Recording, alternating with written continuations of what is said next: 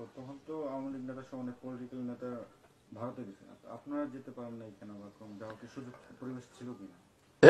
প্রথম কথা তো হলো এই যে তারা ভারতে গিয়ে ভারত সরকারের সাহায্যে বাংলাদেশকে স্বাধীন করার জন্য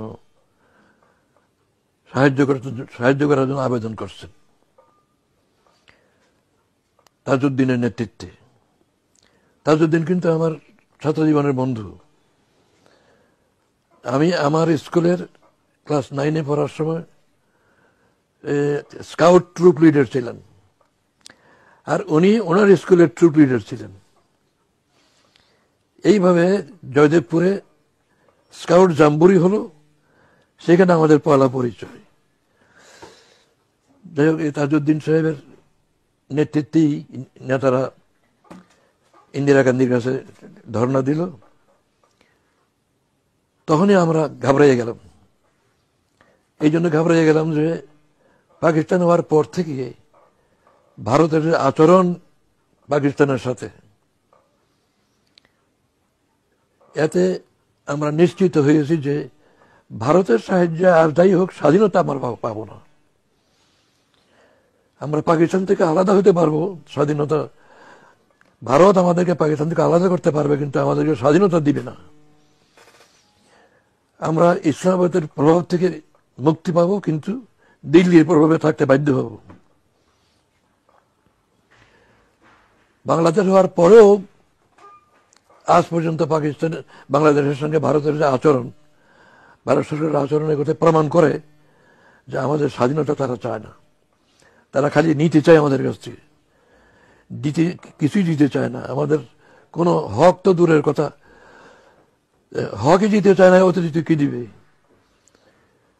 সুতরাং আমরা নিশ্চিত ছিলাম যে ভারতের সাহায্যে আমরা স্বাধীন হতে পারবো না। যেটা তারা করছে এটা ভুল করছে। এই কারণে আমরা ভারতে যাব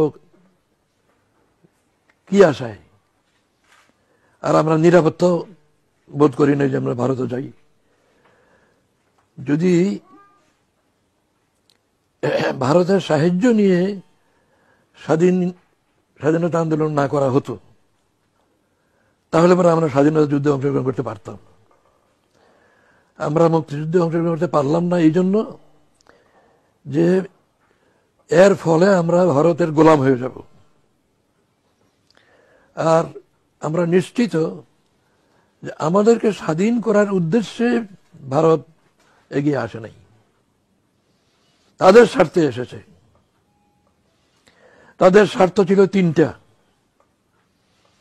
1 নম্বর স্বার্থ, চিরদুশ্মন পাকিস্তানকে ভেঙে দুর্বল করা। দ্বিতীয় উদ্দেশ্য, যে যেহেতু আমরা ভারতের পেটের ভিতরে, পশ্চিম পাকিস্তান তো ভারতের বাইরে, কিন্তু আমরা তো ভারতের পেটের ভিতরে, চারিদিক দিয়ে ভারত ঘেরাও। এমনকি সাউথে বঙ্গোপসাগরেও ভারত, আন্দামান নিকোবর দ্বীপপুঞ্জ ভারতের দখলে। সুতরাং তাদের দ্বিতীয় উদ্দেশ্য ছিল যে পাকিস্তান থেকে আমাদেরকে আলাদা করতে পারলে আমাদের উপর আধিপত্য বিস্তার করবে। 3 নম্বর উদ্দেশ্য ছিল যে ভারতের পণ্যের বাজারে পরিণত করবে আমাদেরকে। তাদের এই 3টা উদ্দেশ্য সফল হয়েছে। তাদের এই 3টি উদ্দেশ্য সফল হয়েছে, এবং এর অতিরিক্ত তারা ট্রানজিট ইত্যাদি যা কিছু দাবি করতে পারছে। এশিয়ান হাইওয়ে তাদের মর্জি মতো করা হচ্ছে। উজানের থেকে পানি আসার ব্যাপারে তারা যা ইচ্ছে তাই করছে।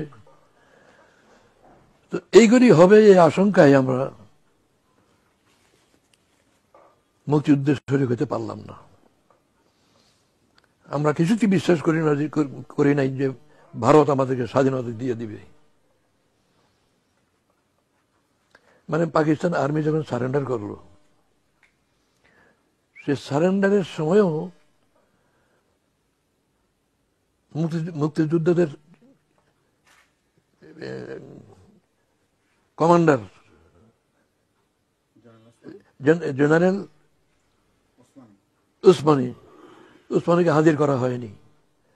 শুধু তাই না, পাকিস্তান আর্মি যত অফিসার ছিল সবদেরকে গ্রেফতার করে ইন্ডিয়া নিয়ে গেল, এই দেশে রাখলো না, ইন্ডিয়া নিয়ে গেল। তারপরে যত অস্ত্র শস্ত্র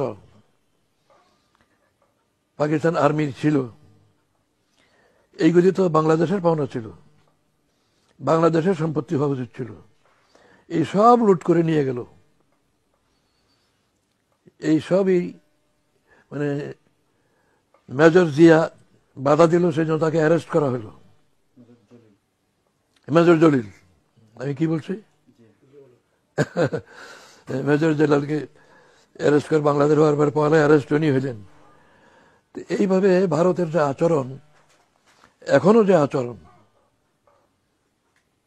তা একথা প্রমাণ করে যে তারা আমাদের স্বাধীনতা দেবার জন্য আসে নাই, আমাদেরকে সাহায্য করেছিল তাদের স্বার্থে, আমাদের স্বার্থে নয়।